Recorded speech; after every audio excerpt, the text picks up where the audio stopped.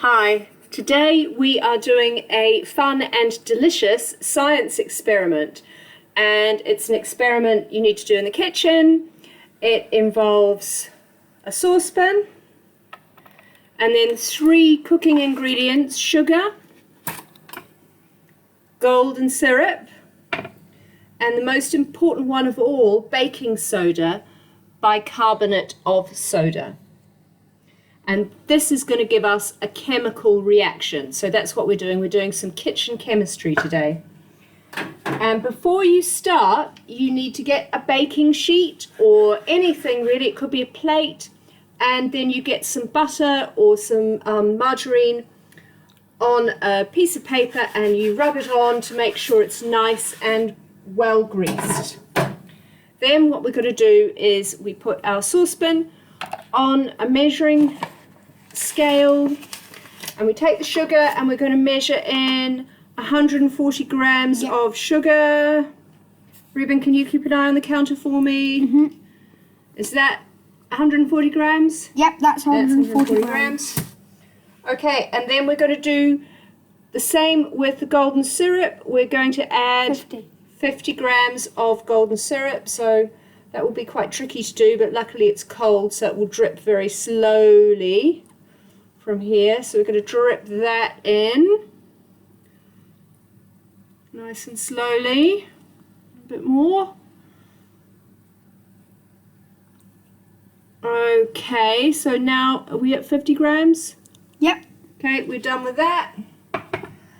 Good. So then what we have in our pan is we have some sugar and golden syrup. And now we have to put this onto the stove to dissolve it.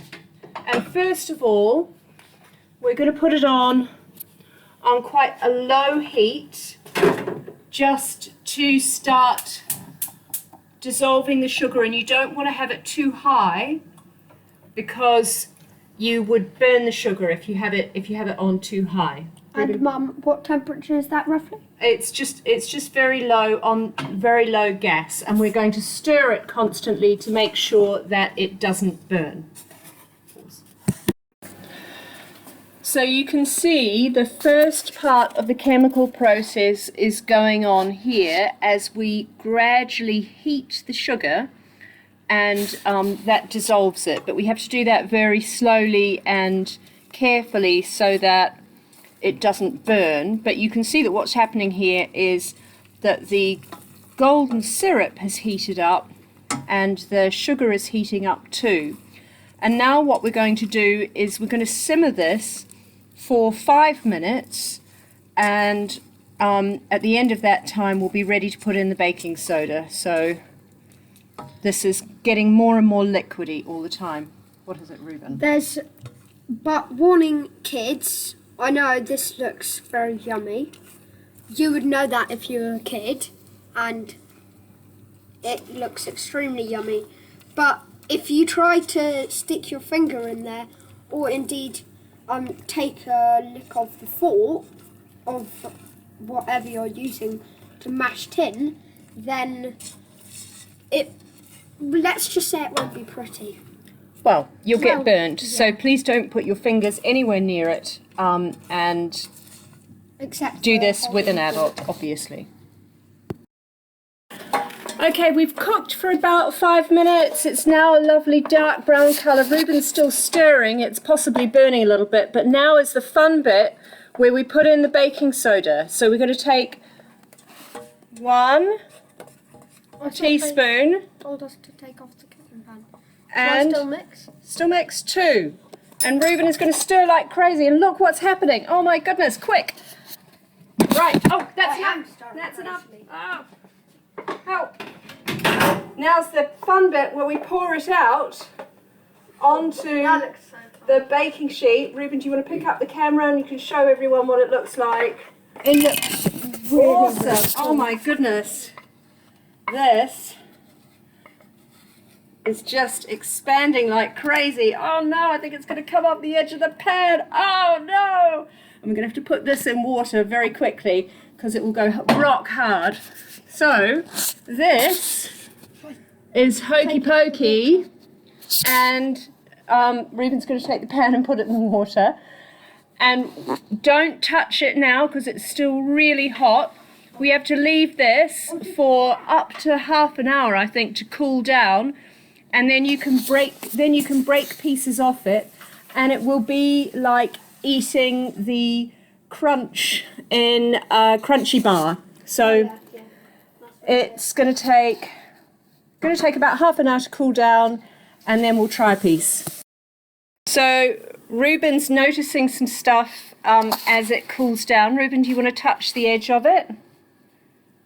It feels like there's it's hardening up a bit, like it's a bit bouncy. kind of like there's a small crispy layer. So what happens here in terms of flaky? It's just